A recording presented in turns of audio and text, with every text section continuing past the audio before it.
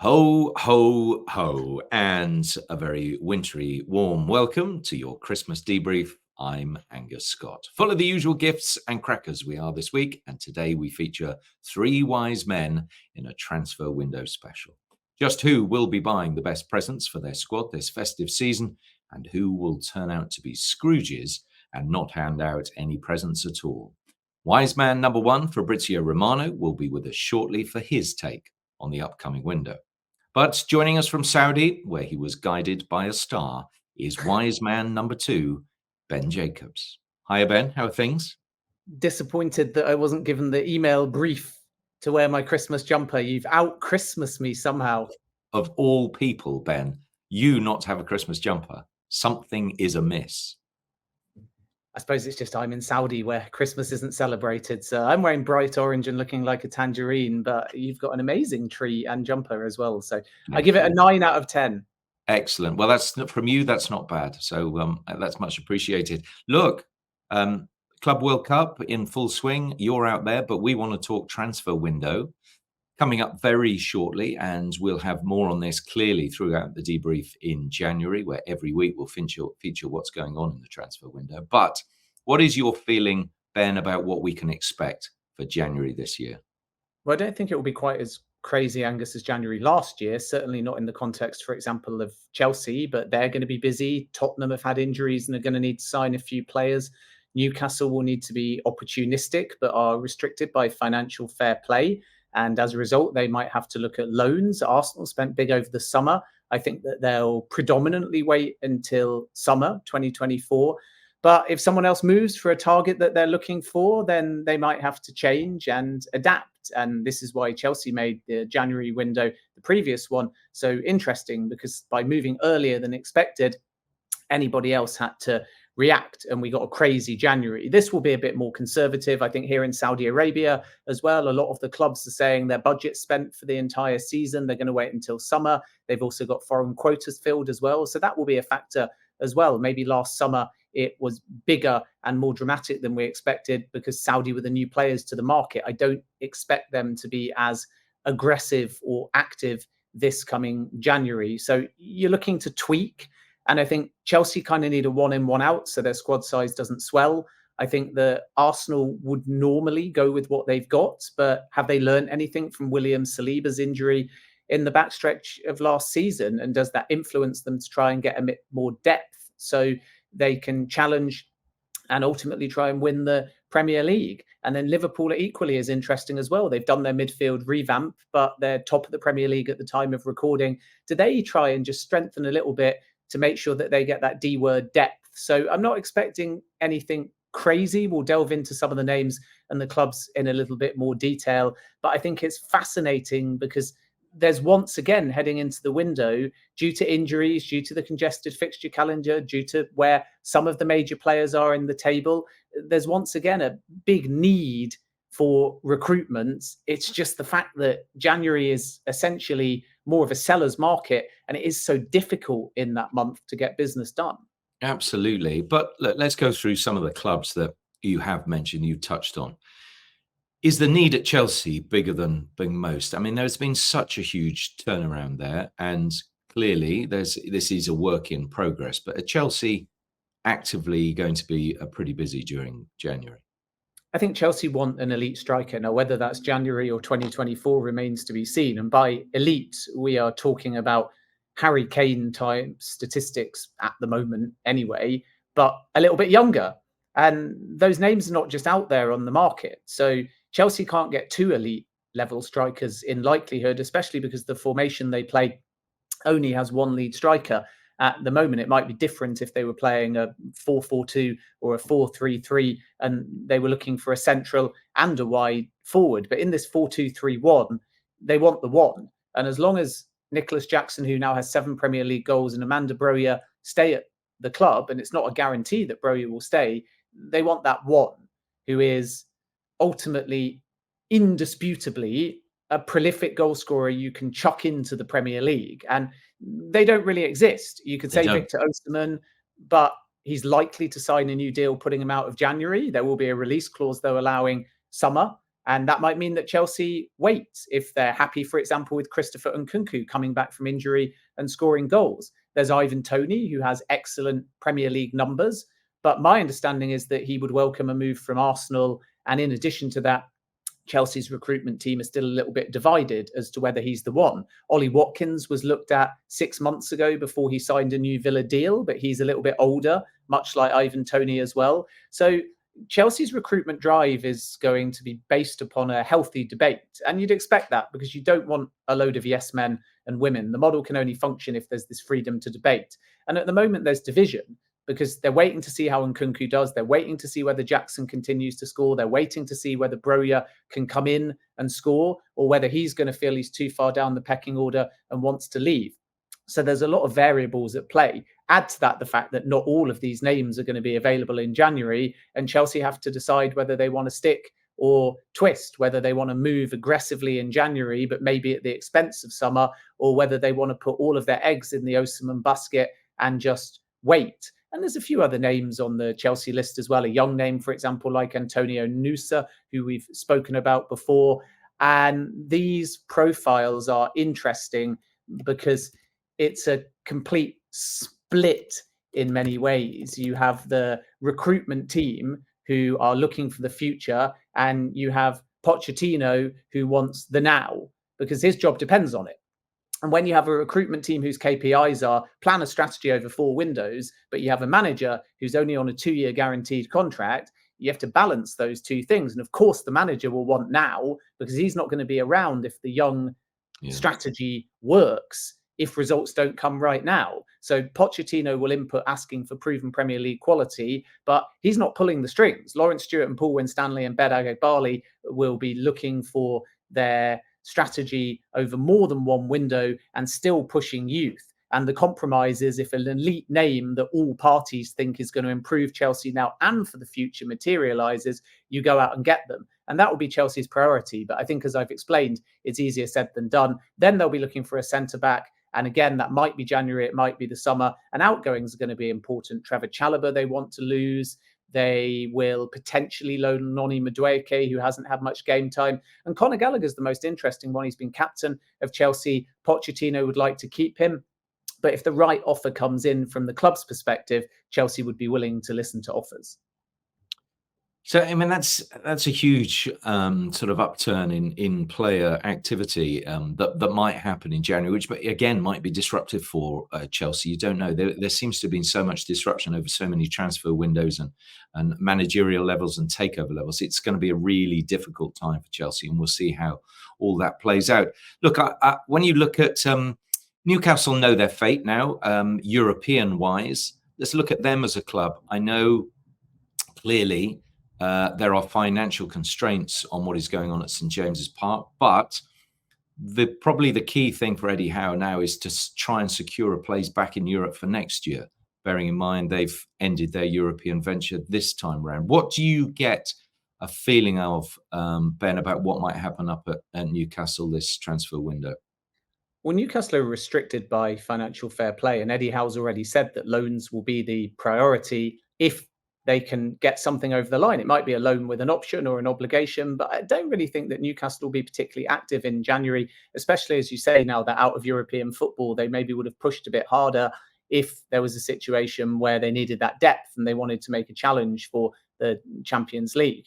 But now we have to look at Newcastle as only focusing on the league and, of course, the League Cup. Maybe by the time some people are listening to this, they will realise whether or not Newcastle is still in the League Cup or not, because that game against Chelsea is midweek. But it's all domestic for Newcastle, and qualifying for the Champions League is the only thing that really matters. Ironically, by Newcastle and Manchester United going out of the Champions League, the English rankings at the moment have dropped. And that means that top 5 is no longer an absolute guarantee. I think it's Italy and Germany are ahead in those rankings as it stands. So suddenly Newcastle will be wanting the English teams in the Champions League and Europa League and Europa Conference League to do better.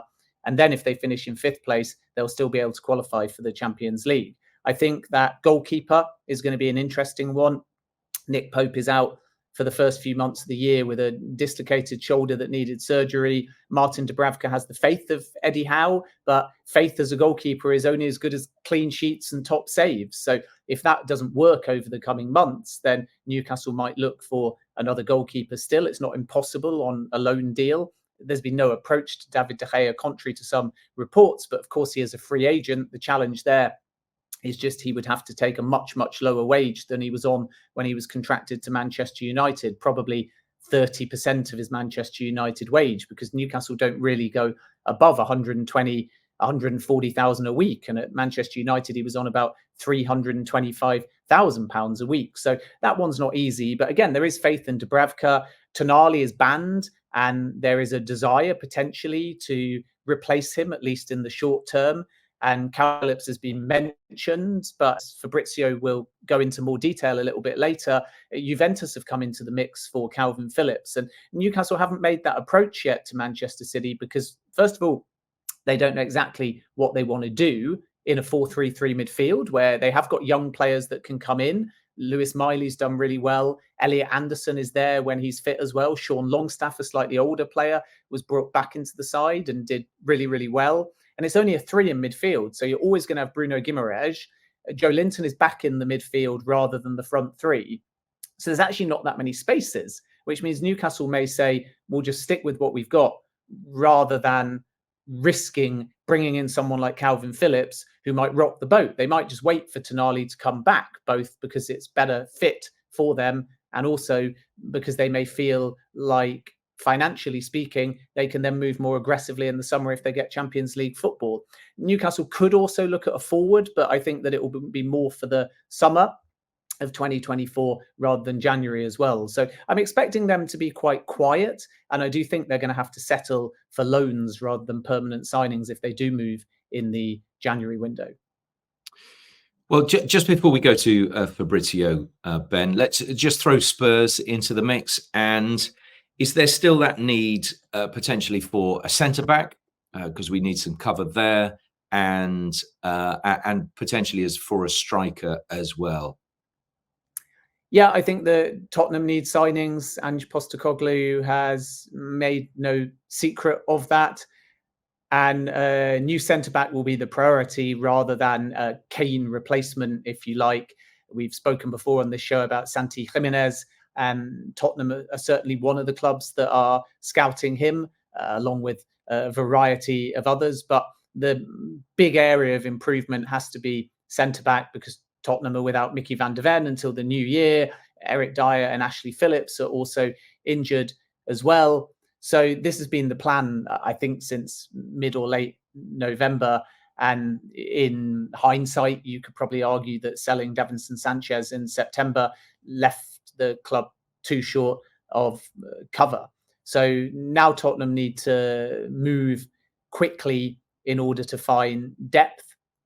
And there'll be a few that they're looking at. I think that Jonathan Tah at Leverkusen is one name on the list. We know that Tottenham have previously looked at Tapsoba as well, but it's so hard to buy a player from Leverkusen over the January period because they're flying, and a lot of these guys are enjoying their life under Xabi Alonso. And in addition to that, we should point out that Leverkusen's strategy, as their CEO told me when I was in Miami in an on-record interview, is to lose a maximum of 2 in the next 2 windows from their star assets. So you can never control it entirely if you're Leverkusen, but they're not there resigning themselves to selling. They are waiting and seeing whether in the summer they can persuade these star names to stay for a little bit longer. And why jump ship from Leverkusen at the moment? You've also got the Sporting defender, Gonzalo Ignacio, who has been interesting to Tottenham and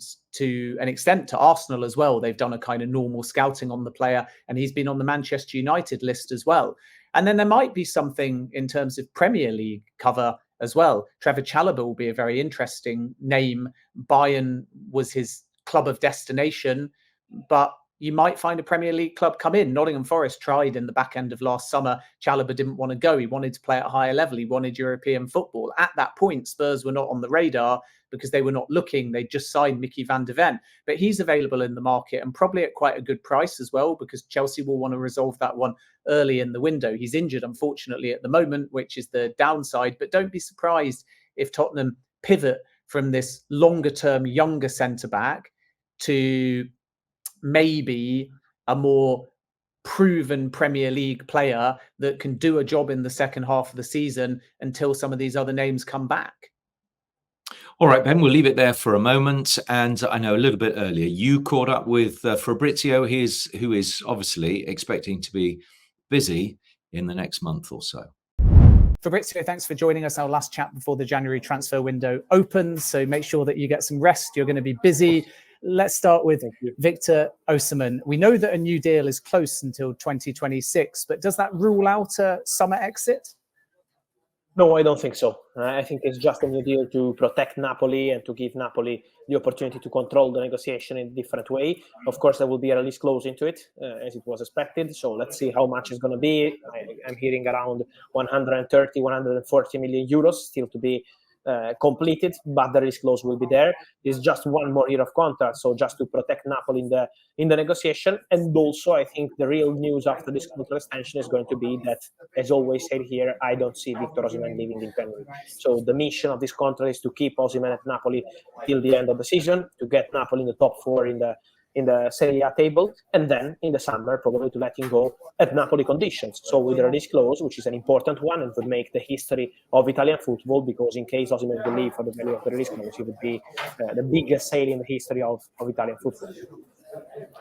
If Osimhen doesn't go in January, but Chelsea want a striker, are they faced with a difficult decision as to whether to wait until summer for Osimhen or buy now? Or do you sense that Chelsea might bring in more than one striker if they're to go after Osimhen and still try and sign somebody else in January? Yeah, I think it's going to be difficult. I think it's not an easy decision because we know Chelsea project, we know Chelsea ideas. They always want to sign players who are right fit for their idea and young players, and it's not easy to find a young, good and available striker in the January transfer window. So it's really, really complicated. They are having internal discussions with the directors, the owners, the manager, Mauricio Pochettino also involved. So the discussion is ongoing. But at the moment, from what I'm hearing, there is still no decision made or no negotiation at advanced stages with any player, because Chelsea are still deciding internally what they want to do. Osimhen has always been in their list, but again, in January is going to be more than complicated, in my opinion, almost impossible. And so the other names available are not that easy or maybe not that cheap to sign. And so that's why for Chelsea, it's still time for an internal discussion before saying, okay, we want that player. Ivan Toney, another name linked with Chelsea and Arsenal as well. How easy is a January transfer? Because it seems like Brentford want crazy money. Yeah, they want important money. Otherwise, they're more than happy to keep the player at the club till the end of the season and then let him go in the summer transfer window. So I think also for Toney, it's not an easy one. And also for Arsenal at the moment with the financial fair play situation, to go there and put big money on the table is not easy at all. Also, they have David Raya on loan from Brentford, and it makes things even more complicated. From what I'm hearing, the player would be really keen on an Arsenal opportunity, Arsenal experience. So Toney is really tempted by that possibility. Obviously also open to Chelsea, but at the moment with Chelsea, there is still no advanced discussion. It's not something concrete. With Arsenal, there is still an internal discussion about Ivan Toney, and for sure is one of the names they mentioned internally, but at the moment, still not a concrete negotiation because of the price. So it's not easy to find an important striker in January available for good money. Moving on to Chelsea's midfield and an outgoing, Conor Gallagher is dividing opinion. Mauricio Pochettino spoke very highly about him, but the Chelsea manager also said it's up to the club whether they offer Gallagher a new deal. Do you sense he's available at the right price in the market in January? I think he was already available in the summer for an important bid, obviously, because they didn't want to accept 30 or 35 millions, but he's always been available. That's the reality. Now, his contract is due to expire in 2025, so the idea of Chelsea is to have a conversation with Conor Gallagher and with his representatives. I think in January, if they receive an important proposal, and when I say important, it has to be something way higher than 30 or 35 millions, they could be open to discussing, but it's not something that they 100% approved yet. So it's not that they decided internally, okay, we're going to sell Conor Gallagher. We are not at that stage yet. But the conversation is ongoing. Pochettino's been very clear. I think the press conference yesterday was a strong message when he mentions he's kind of player we need in our squad. He knows what it means to be at Chelsea. It's a strong message from the manager. So I think there is still a very good chance to negotiate a new contract, but I would keep the situation open for Gallagher. Let's move on to Manchester City. I'm here with them for the Club World Cup. There's a lot of talk about Calvin Phillips. You broke a story earlier saying that there's interest from Juventus. What more can you tell us? Yeah, Juventus made contact with Manchester City. From what I told in the last 2-3 days, there was a direct discussion between Juventus and Manchester City for Calvin Phillips. Juve are looking for a new midfielder after the situation of Paul Pogba, Nicolo Fagioli. They need a player in that position, and Calvin Phillips is probably one of the best opportunities around Europe in that position. That's why Juventus already made contact with his agents at the end of November, when the director Giuntoli was in London to follow Tottenham games and more. He was discussing the possibility to sign Calvin Phillips, and now the two clubs are speaking. Man City want a home deal with a mandatory buy option, so formally a permanent transfer, while the idea at Juventus is different, is to do a loan deal with a buy option, which is free, so they can decide in the summer transfer window whether they want to sign Calvin Phillips or not. They're also speaking about the loan fee, the salary coverage. So at the moment there is a negotiation ongoing, still nothing guaranteed, but Calvin Phillips is for sure one to watch for Juventus because they want him and they will try to find a solution with Manchester City. Let's move on to Manchester United. Jadon Sancho, there's some suggestions today that Leipzig might be entering the race. What more can you tell us about Sancho's future? I think it's not about clubs interested now, but it's about what Man United really want to do with Sancho, because the expectation remains for Sancho to leave in January, but Man United have to decide whether they want to accept loan proposals or only permanent transfer opportunities. That's the crucial part of this story, I think, because for Sancho, it's very clear that the only way for him to return into the squad is to apologize and to speak to Erik ten Hag, the coaching staff, but this is not happening. So the only way now is for Man United to decide whether they want to wait for a permanent deal proposal or to accept loan opportunities. In case they accept a loan, there is Juventus interest. It's true that clubs in Germany are really interested, but at the moment, no one received the call from Man United saying, okay, we are prepared to accept a loan. So that's why I think the situation remains open, but it depends on United more than on Leipzig, Dortmund, or Juventus. They need to decide what they want to do with Sancho, and I think it will still take some time because they still hope to receive a permanent transfer proposal for Jadon Sancho. Just finally, Fabrizio, because I know you're tight for time. A lot of clubs are looking for defenders, particularly in the Premier League. Leverkusen have got Tar, Tapsoba, and Hincapié. Are they going to be in demand, and could any of them leave as early as January? I think for January it's going to be difficult. For sure, some players are not happy not to play. Like Hincapié is a great centre-back, left-footed centre-back, and not to play is a problem. But at the same time, Leverkusen want to keep all the players. They are doing fantastic in all competitions. So their idea is to keep going and to continue with the same squad. So they will try to keep all the players in the January transfer window. At the moment, for Jonathan Tah, still no changes. A lot of interest, but I think it's likely to leave in the summer transfer window. For Tapsoba, they were able to extend his contract in September. So at the moment, the situation is very quiet. A lot of interest from England since long time. Tottenham, Man United have been scouting him, but at the moment nothing concrete because I don't think it's going to happen in January. And for Hincapié, let's see if something happens because the player is not super happy about the situation. But again, Leverkusen will try to keep the entire squad as they're doing fantastic. Fabrizio, get some rest, keep up the good work. We wish you and your family a Merry Christmas and a Happy New Year, and we'll speak to you in 2024. Thank you. See you soon. Good luck to you. Enjoy your holidays, and thanks a lot. Ciao.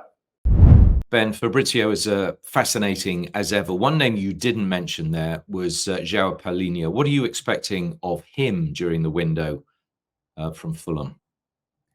Yeah, it's an interesting story because Paulinho was basically at Bayern and waiting for a move to be sanctioned. He'd been given permission in the summer to go over there and join. He was hoping it would be done, but Fulham were always up front. It was contingent upon their business, which never happened. So back came Paulinho, and he's still a Fulham player.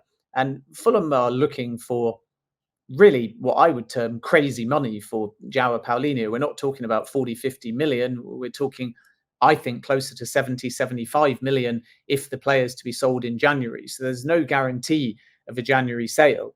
So what we can say is that the Arsenal interest is very genuine.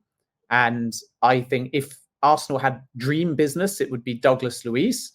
But that aside, if they could get João Palhinha, there is certainly admiration, and they've definitely done their due diligence on it. It's just whether January is possible because the price is so high. And I don't think that it's geared towards Arsenal in January, unless they can somehow do what they did with David Raya and get him on a loan with an option or an obligation to buy, and then they can generate a structure that helps them with financial fair play. And Fulham just may not play ball. So Paulinho will leave Fulham, as I'm told anyway, in 2024. It's just a case of whether it's January or summer, and January has its complications. The links with Liverpool are not true, I'm told. They're being categorically denied by my Liverpool sources. We hear a lot of Liverpool and Arsenal and a Premier League bidding war. I'm told Liverpool were not in for Paulinho last summer, and they're not going to be in for Paulinho in January as well. They've got other targets. So I would not really bank upon Fulham getting this big bidding war that they're maybe hoping for from Premier League clubs. And of course, Bayern are interesting. There's a lot of talk in Germany that Bayern have kind of cooled because not only are they happy with their dynamic at the moment, but financially, again, it's a difficult deal to pull off. So if they re-enter the race, which is still obviously a possibility given how close they were to signing him last summer, Paulinho mentally was already at Bayern. And that can help. That can mean if the German club do come calling, even if Arsenal were to enter the race, the player still was locked into that pitch, playing under that manager, developing a partnership with Harry Kane and so on. But at the moment, Bayern haven't re-advanced anything. They've not pre-lined anything up for January. So Paulinho is going to have to wait and see who his suitors are. And Fulham are quite happy to let January tick away and just not sell. Ben, look, you're out in Saudi at the moment. We've pointed out one name that went over there 6 months or so ago, Bobby Firmino. Word that he's not happy, or this one's not working out properly. And what are the likelihoods, the chances of him actually staying or actually leaving the country? Yeah, Bobby Firmino's in Al Ahly here in Jeddah. The other club, it was Al Ittihad playing at the Club World Cup. And he joined to a fanfare. He scored a hat-trick early on, and then slowly but surely his game time has been limited. And he's not necessarily the best kind of fit stylistically at the football club under Matthias Jassel, the relatively new manager who had joined Al Ahly also over the summer. So I think that Firmino is available, as far as I'm told, on the Al Ahly side, preferably for a loan. And they want him to, in an ideal world, stay in Saudi Arabia, because the optics of signing someone like that, paying them handsomely, and then letting them go after 6 months is not ideal for the league. So I think we may see a scenario, depending on what Firmino is open to, whereby he's loaned out between now and the end of the season, and then potentially he leaves Saudi if it's still not working in the summer. And there's a couple of clubs that are looking. One is Al Shabab, and Al Ahly want to do business with Al Shabab. Al Shabab are still undecided because they can see his form at the moment isn't ideal. And Al Shabab were the kind of left out team, the one that were not controlled by PIF, but they're another big club. And they then had board upheaval and politics, so they weren't able to really make too many flagship foreign signings. So they're going to be one to watch. And they are certainly considering Firmino at this point. They've just not made 100% determination yet. And then you have Steven Gerrard's Al Ittihad, who are on a dreadful run of form. Gerrard knows Firmino. Henderson is there as well. And they would love Henderson. So there's no doubt they would move if they could. But their challenge is financial, because they don't have the big budgets. Again, they're not controlled by PIF. So they're going to need some help, which means that Al Ahly are going to have to pay at least 50% of Firmino's wages, maybe even more. Otherwise, that deal simply can't happen. And Al Ittihad are still quite pessimistic that they're going to be able to make anything work. But Gerrard, who I spoke to a couple of days ago, was really clear. He needs signings. He's only got 1 win in 11. Things are not going according to plan to challenge for either the top 6 or potentially the top 4. He needs major recruitment in January, which is difficult because Al Ittihad need to get rid of 2 foreigners first if they're going to make foreign signings, and they need to find budget, and they've spent their budget for the season. But Gerrard will push for that if he possibly can. I'm not sure that Al Ittihad are favourites at this point, but unlike Al Shabab, they've decided if they can get Firmino. They want Firmino. It's just the small matter of Al Ahly having to almost help them. And it sounds like, why would they? Why would Al Ahly pay 100% of the wages or 50% of the wages? Because the total wage is about 9 million. So for half a season, it's a lot of money. But this is kind of the Saudi Pro League. There are centralized elements, and the clubs are in some ways trying to do each other favors, even though they're rivals, because if it's good for Saudi, then it's beneficial for all of the clubs. So something could happen there. But I suspect if Firmino does leave Al Ahly mid-season, it might be to another Saudi club. Okay, Ben, let's return it back here at Manchester United. The takeover has been a long-running saga. Are we nearing some sort of announcement and noise about this? Because clearly it would help Old Trafford were Sir Jim Ratcliffe to come in with his cash, take over the sporting side of it before the transfer window starts. Yeah, difficult to influence January because of financial fair play. Manchester United obviously out of the Champions League, and the fact that even if it's announced when people are listening to this, you've still got the completion process. So Ratcliffe's aim is to get in at some point in January, but that's more for a transition and to do a strategic review to build for the summer than to come in and spend a ton of money. And as a 25% owner of the football club, he is investing $300 million of his own money into the club, but it's not like he can do what Clear Lake Bowley did in January or even potentially in the summer and just spend.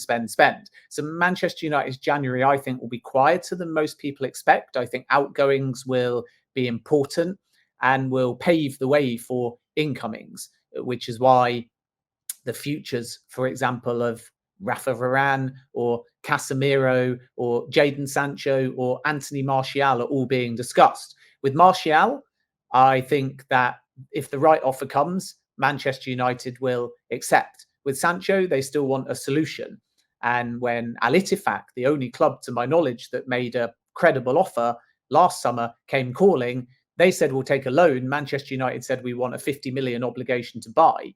So that's the kind of valuation for Sancho. It's probably gone down a little bit now because ultimately he's not been playing in the first half of the season and everyone knows very publicly what's gone on. But I still think Manchester United will want a minimum 40 million for Sancho. So that's the kind of money that can potentially trigger your incomings. And then with Varane and Casemiro, it's more if the right offer came calling and the players wanted to go, then Manchester United would sell either in January or in the summer. But if the right offer doesn't come, Manchester United is not desperate to get rid of those players. So the players will be able to define those kind of moves. And then maybe if we were talking 6 months ago, we'd be saying Harry Maguire, Scott McTominay, but they've been so important to Manchester United that there's almost no desire anymore to get rid of them. But because they're playing so well, they've kind of played Manchester United out of a potential fee that maybe they would have been planning for and expecting before a ball was kicked.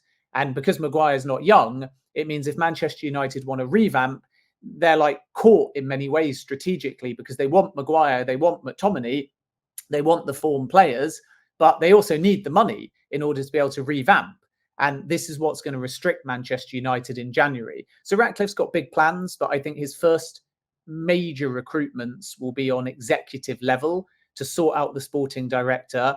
And there's talk of people like Paul Mitchell, Dougie Freeman, Dan Ashworth at Newcastle as well, which would be a real coup if they can prize him away from that project. So I think Ratcliffe will look to be patient and we'll see more of a recruitment impact in the summer and more change at executive level before the summer. And that will be the first sort of thing that Ratcliffe does after taking sporting control. And whenever it's announced, it may be this week, it may be a little bit longer. I'm reticent now to put a specific timescale on it because I've done enough takeovers and we've been burned enough times that when we think it's going to be done, it takes a little bit more time. And part of that is because Manchester United is on the New York Stock Exchange. So it has to be 100% board approved and done and announced to the New York Stock Exchange and the investors before they can make the official public announcement via the media. And it doesn't matter whether it's one tiny thing or one massive thing, whether it's a legal delay, whether it's an error on the paperwork because the printer died and you ran out of ink, or whether it's a massive negotiation point about what you're going to pay. You have to have it 100% done. Other takeovers, you can get it 90% done. You can be in an exclusive period. You can choose to announce it. This takeover has to be 100% done. And that's why, even if they think it's almost done, they simply cannot announce it until it's absolutely done. So we're going to have to wait and see. But the priority is going to be to make it public for stability, so everyone knows what's going on, even though it's a matter of when, not if. And then there is still the completion process, which means that if it was done today, then Ratcliffe would probably get in by mid-January. But if it's not announced until after Christmas, then it's likely that Ratcliffe won't come in until at the earliest, the end of the January transfer window, which again tells you that he can't really influence it. Ben, thanks very much indeed. You've had a busy time out there in Saudi, but really interesting for you to bring us the inside track on some of those Saudi issues, as well as domestically in the Premier League. We're going to take a little rest for a couple of weeks, aren't we, Ben? We're going to recharge and come back with a January transfer window special where we're going to be very, very busy indeed. First week in January, we will be back, and I'll still be having the Christmas jumper. I'm a believer that the festive jumpers and the decorations can stay up until the end of the January transfer window. So don't be surprised if I return from Saudi and I'm still wearing the festive jumper. But yeah, we'll be back first week in January. And of course, by then the window will be open. So Fabrizio will be with us every single show. And during that time, he'll be the busiest man on the planet. But I can promise you, if anything happens, you will hear it here first from Fabrizio on the debrief. Yeah, you have taken the words right out of my mouth. Thank you, Ben. Enjoy your Christmas. Everybody who's listening and watching, enjoy your Christmas too. It's been great to have you for the ride so far during this season. As Ben says, we'll be back in January, where we will have 3 or 4 very busy weeks indeed as we deal with the transfer season. And also we will have Fabrizio Romano every week again, as Ben has said. So from us all, the 3 wise men, I didn't really include myself in that, but I suppose I am now. It is goodbye from the debrief and festive greetings.